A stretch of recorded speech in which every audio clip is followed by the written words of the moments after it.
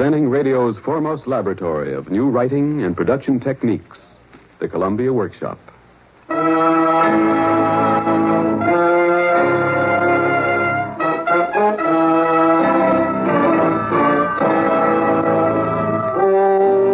Columbia Workshop presents Irwin Shaw's story, Act of Faith, as adapted by Charles S. Monroe and produced and directed by John Dietz.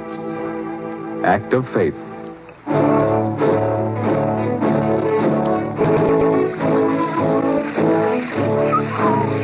I'm redeployable. It's so enjoyable. I'm redeployable. It's so enjoyable.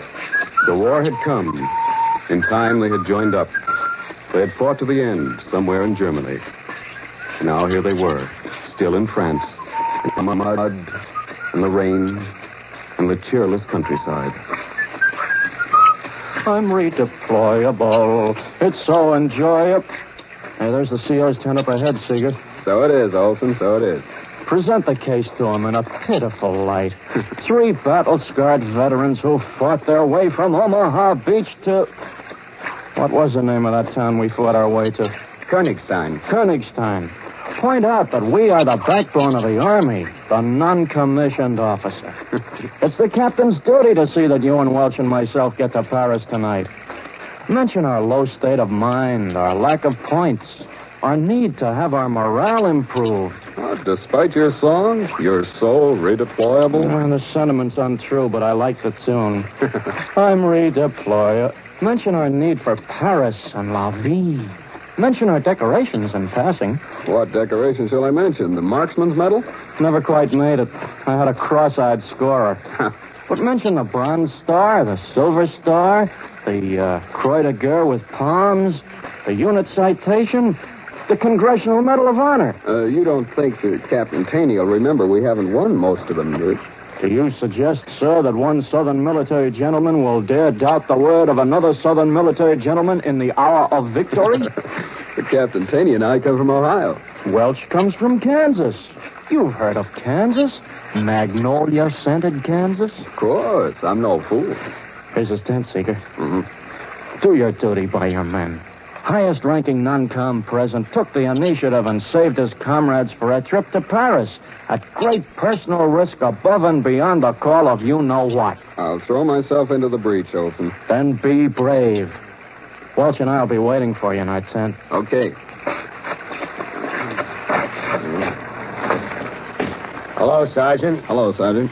The captain's writing a letter. Oh, I can wait. What's that there?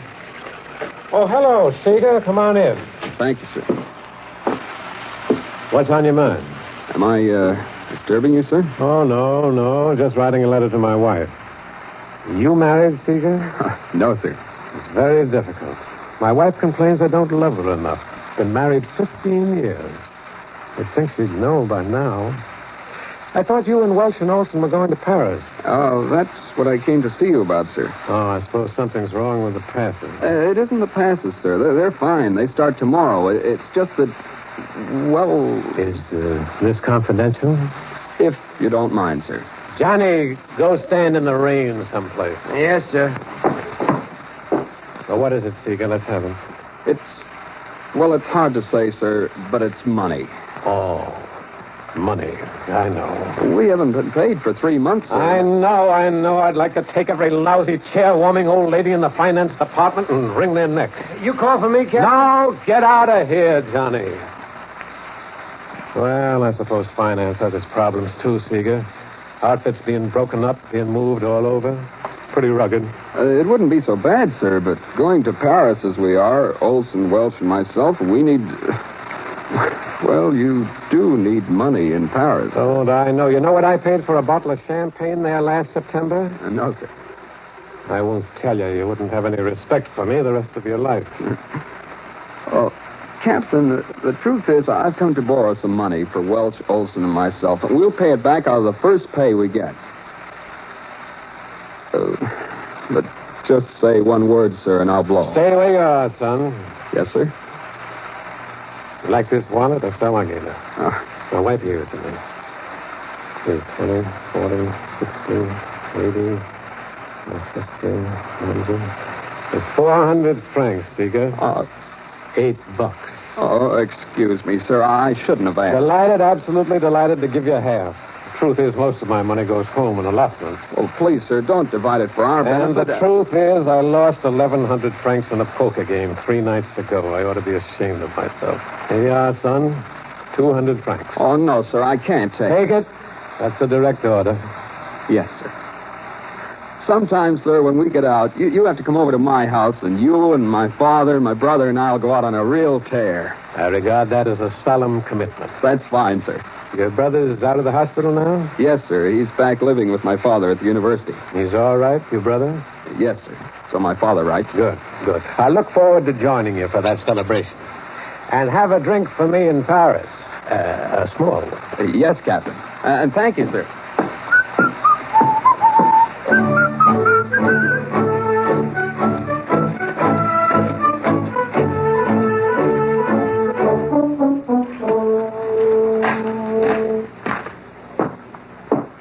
Well, Seeger, mon vieux. How much, Norman? 200 francs, gentlemen. 200 francs? A boy on a man's errand. I can see us painting Montmartre red on 200 francs. Bring on the dancing girls. Bring on the champagne. $4 worth. Why, that miserable penny pincher. Welch, the captain only had 400. I revise my opinion. I'm sorry. Oh, skip it. I'm not worried. He isn't worried. I know where we can put our hands on $65. Huh? Welch, my friend, I'll kill you if you're kidding. Well, what's this about $65, Welch? Well, I got to talking with an Air Force captain, a little fat old paddle-footed captain who never got hired in the second floor of COMZ headquarters. And he told me that what he would admire to do more than anything else is to take home a nice, shiny German Luger pistol to show to the boys back in Pacific Grove, California. I see. That Luger means a lot to Seeger, Welch. A whole lot. Oh, I was there when he got it. But they've been selling for as low as $35. Yeah, I know. Lieutenant offered me 100 for it back in August. You know, I'll bet you could sell yours to this captain for $65 and later on maybe buy another just as good for $35. That'd give you 30 clear on the deal. The money would do a lot for our trip to Paris, wouldn't it? Well, there's no hurry. I told the captain I'd see him about 8 tonight. That's 5 hours. You got plenty of time to make up your mind, Seeger. Me, I'm not saying a word, Seeger. Oh, I forgot. I picked up a letter for you, Norman. Well, thanks. That's your father's handwriting? Yeah. I saw the name and address, but it doesn't look like his other letters. He always writes so well, so neat, like a college professor should. Yeah. Read your letter, Seeger. I'm just going to lie here and think about that nice Air Force captain. Well, I'll think about him some more after I read this.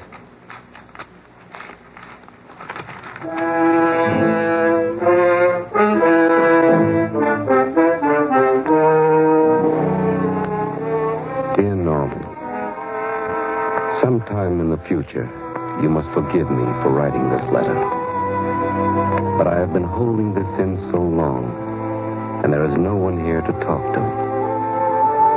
Because of your brother's condition, I must pretend to be cheerful and optimistic all the time at home, both with him and your mother, who has never been the same since Leonard was killed. Norman, I need help.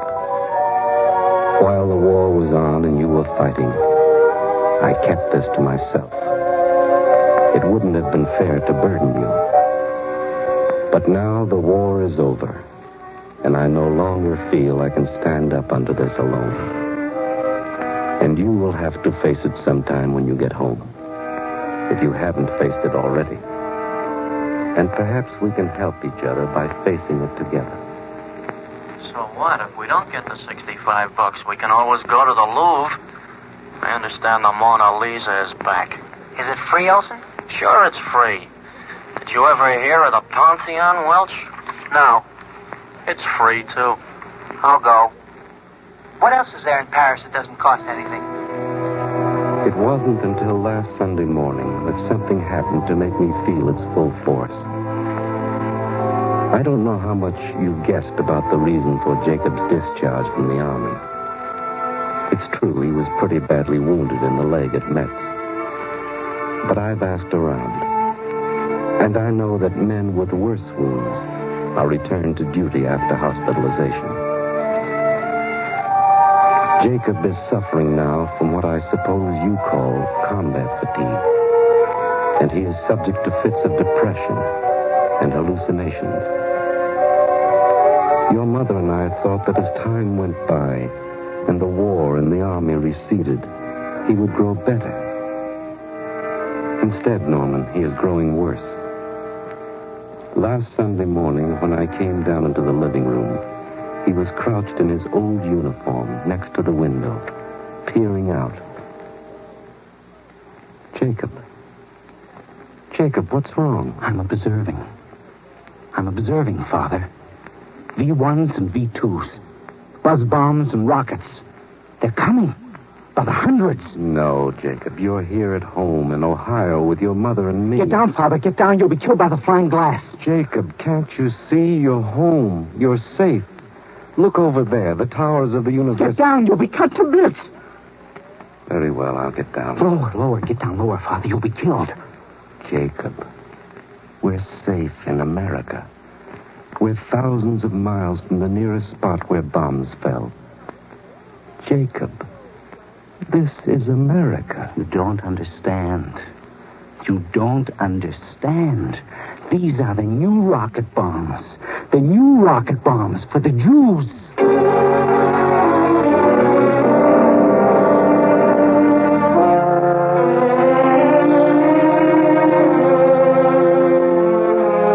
One day, suddenly, he grew hysterical again and took the ribbon he got for winning the Bronze Star and threw it in the fireplace. And then he got down on his hands and knees and picked it out of the ashes and made me pin it on him again. And he kept repeating, "This is when they're coming for the Jews. This is when they're coming for the Jews."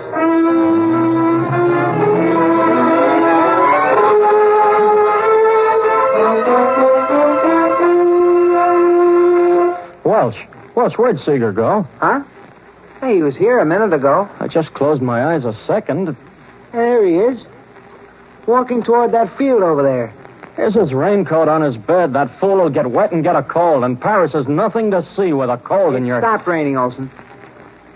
Norman must be worried about something just to walk off without saying anything. You gave him enough to worry about. You and that Air Force captain and $65 for the Luger. Oh, we told him to think it over. That German SS major nicked Seeger's helmet with 2 shots before Seeger got him. I know. I told him to think it over. Look. He's standing out in that field reading that letter from his father.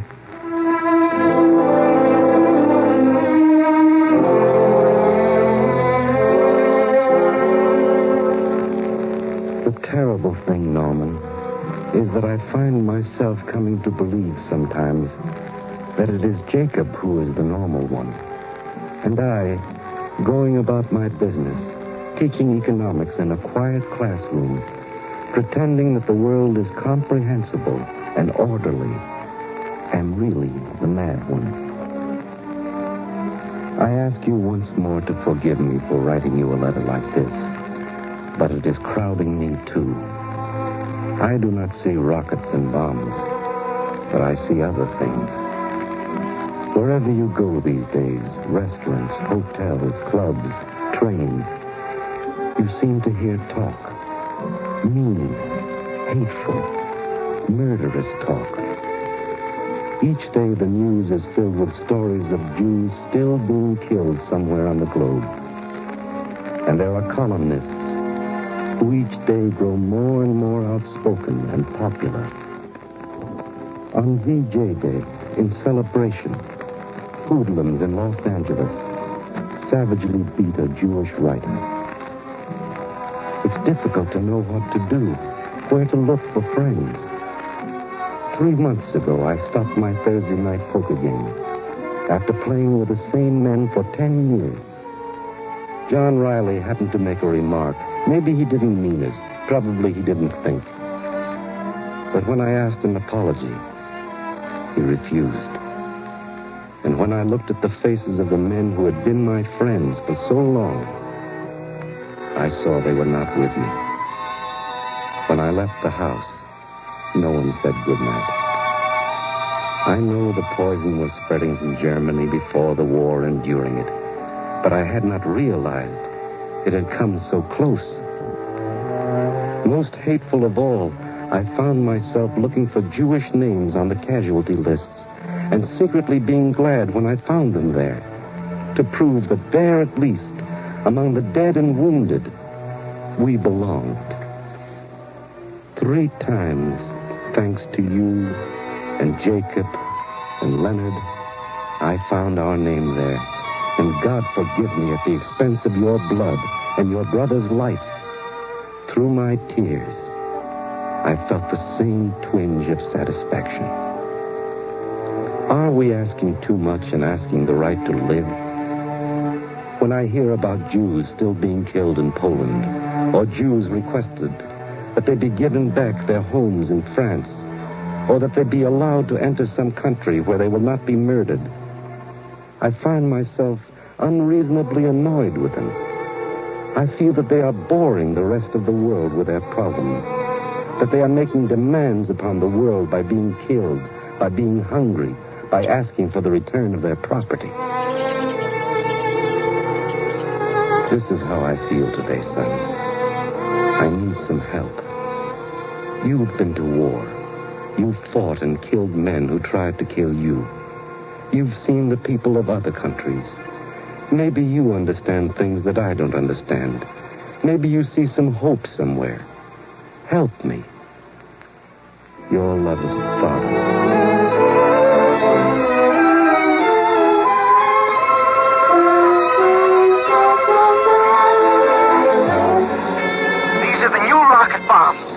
They're for the Jews. Wherever you go these days, restaurants, hotels, clubs, trains, you seem to hear talk. Mean, hateful, murderous talk. And when I looked around at the faces of the men who had been my friends for so long, I could see they were not with me.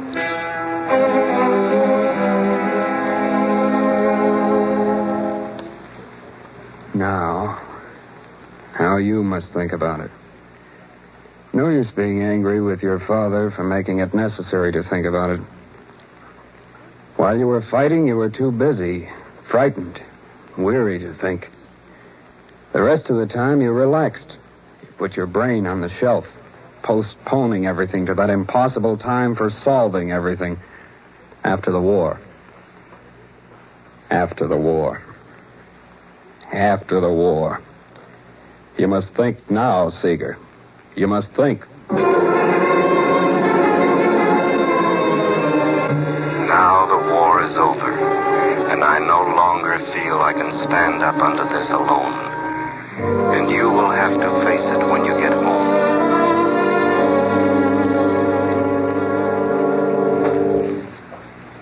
What was it like before, back home? 3 years is so long. So long. You knew then that there were all sorts of Jews. Some who saw signs against the Jew in every smile on a streetcar, every whisper, pogroms in every newspaper article, scorn in every handshake, death behind each closed door. But you weren't like that. You were young and big and healthy, easygoing. Back in America, what was going on in Europe was remote, unreal. The chanting bearded men burning in furnaces. The dark-eyed women screaming prayers in Polish and Russian and German as they were pushed naked into gas chambers were as shadowy and unreal to you as they were to the men who went through the plays with you in the giant stadium. The men named O'Dwyer and Wickersham and Poole. But these tortured people seem more related to you in Europe. When you went through the towns taken back from the Germans, gaunt, gray-faced men and women stopped you on the streets humbly. Unbelieving, they peered at you and whispered, "Are you a Jew?" You hadn't thought of yourself much that way. You were an American. You never quite understood why they asked it until one day in Strasbourg. And you are a Jew? Yes. You hear, Martha. It is not true. It cannot be true. He is not lying, Martha. Why should this young American soldier lie? He is so big, so strong. He walks with the others. A Jew? May I feel your arm, soldier?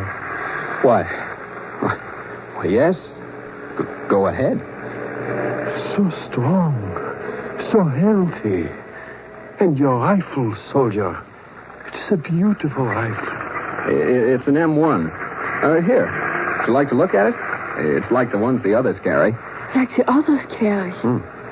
A Jew marching beside the others to liberate us. Did I have lived to see this?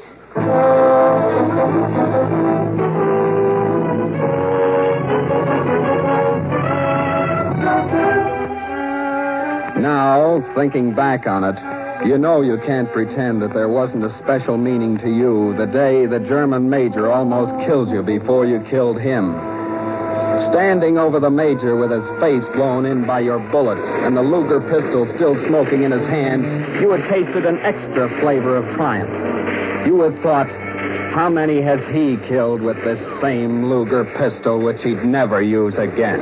Seeger, stop grinning down at that body and come on. There's a war on. What a shot! What a shot! Right in the middle of the face. Drop that pistol and come on, Seeger. We're falling behind. Oh, let him keep it, Olson. He nicked your helmet with it, didn't he, Norman? Yeah. Twice. Oh, then very fine, but put it away and come on!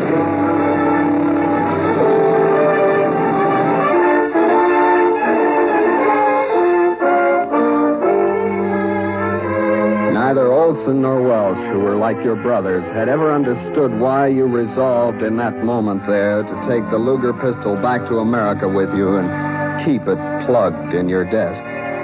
You yourself only half understood why then. Symbol of justice, and you, its instrument. Now, today, with your father's letter and the discussion about the Luger coming so closely together, would it be better to take the pistol back to America, not as a memento, not plugged, but loaded? Has America become a strange country to you? You've been away a long time. You don't know what's waiting for you at home.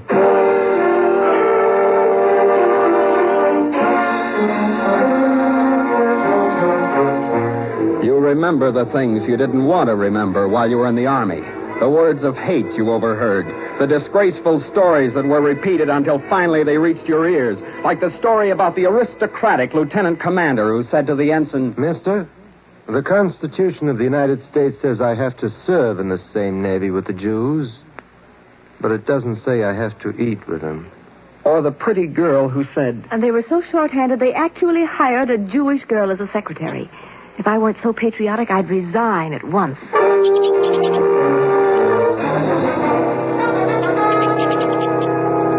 The stories, the overheard snatches of conversation, half heard, half twisted, but forever repeated. So many of them, until at last you're forced to realize the German poison has spread. And you determine that maybe it would be better to take that Luger back to America. Not as a memento, not plugged, but loaded. If there are going to be mobs coming down the street toward your house, you won't go to your death singing and praying.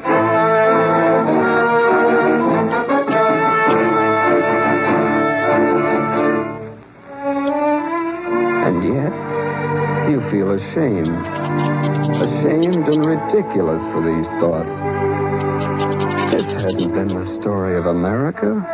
America's been the land of all peoples, living together in mutual respect. America's been a great faith in justice and fairness. Seeger! Seeger, my boy, what are you doing out here in this field? Grazing? We yelled at you till we lost our voices. I must have been pretty deep in my father's letter. Anything wrong? No, nothing much. Norman, we've been talking, Olson and me. We decided you're pretty attached to that Luger, and maybe if you... What Welch is trying to say is we withdraw the request. If you want to sell it, okay. If you don't do it for our sake. I haven't made up my mind yet. Anything you decide is perfectly all right with us. Perfectly. Thanks. No need to say more with these two.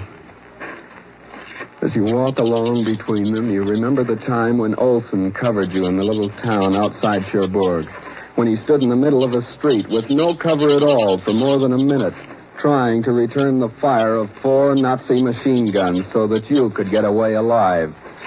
And there was the night outside of Saint-Lô when Welch and Captain Taney crawled through a minefield in the blackness to bring you in after you'd been wounded. Welch and Olson. Tough, dependable, honest. The drinks you've had with them, the long marches, the cold winters, the girls you've gone out with together.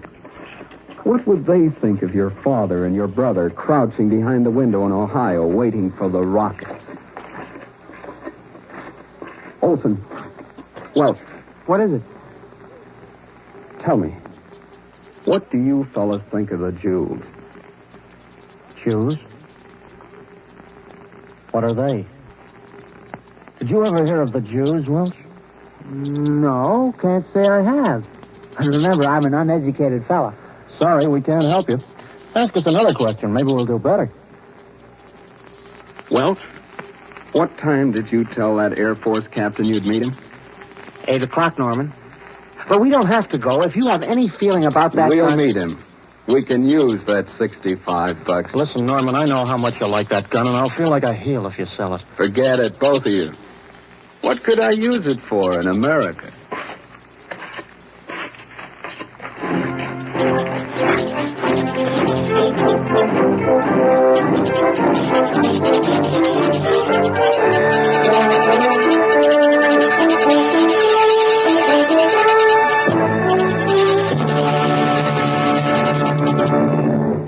You have just heard Act of Faith. This was written by Erwin Shaw and appeared originally in the New Yorker magazine. It was adapted for the Columbia Workshop by Charles S. Monroe of the CBS Program Writing Division. The original musical score was composed and conducted by Alexander Semler. Today's cast included Richard Nelson, Martin Wolfson, Robert Dryden, and Frank Butler. Act of Faith was produced and directed by John Dietz. Next week, the Columbia Workshop will present a radio adaptation of Damon Runyon's story, A Very Honorable Guy. It will be directed by Jack Mosman.